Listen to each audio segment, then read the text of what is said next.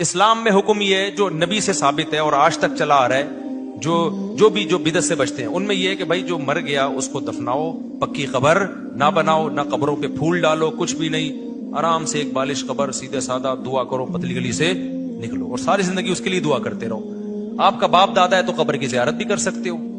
کوئی حرج نہیں، جیسے نبی نے اپنی والدہ کی قبر کی زیارت کی، اماں ہیں ان کی قبر کی، بس اس سے زیادہ وہاں کرنا کچھ نہیں ہے۔ ہمارے اکابر اسی پہ چلے آ رہے ہیں۔ آج ہمارے شیخ کی قبر دیکھو، میرے والد صاحب کی قبر سادہ مٹی کی قبر، میرے شیخ مفتی رشید احمد کی قبر سادہ مٹی کی قبر، لیکن آپ نے کیا کیا، قبروں کو پروٹوکول دینا شروع کیا۔ تو اب اس پروٹوکول کی کوئی انتہا نہیں ہے، پہلے چادریں چڑھائیں، پھول ڈالے، تو اب اگلے سال آدمی بور ہو جاتا ہے کہ یہ تو سب کی قبروں پہ پھول ہو رہے ہیں، یہ تو بہت بڑے بزرگ تھے، ان پہ پھول نہیں، ان پہ گلاب کا عرق بھی نہ ڈالا جائے، یہ عام میت نہیں ہے۔ پھر یہ تو بڑے بزرگ ہیں، تو ہر ایک کی قبر پکی ہو جاتی ہے، پھول ڈلتے ہیں، ان پہ تھوڑا سا سنگ مرمر لگے گا، تو ہوتے ہوتے ہوتے ہوتے پھر مزار بن رہے ہیں، پھر قوالیاں ہو رہی ہیں، پھر دھمال ہو رہے ہیں، پھر اب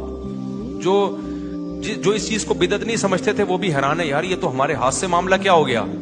نکل گیا۔ تو بھائی اب اگلے سال طواف بھی ہوگا، پھر اگلے سال سجدے بھی ہوں گے، کیونکہ بدعت کے پاؤں نہیں ہوتے، ٹکتی نہیں ہے، سنت ٹکتی ہے۔ سنت تو صدیوں سے چلی آ رہی ہے، قبر ایک بالش سے اونچی نہیں ہوگی، پکی نہیں ہوگی، کوئی ہار پھول ڈالنے کی ضرورت نہیں ہے قبر کے اوپر، کوئی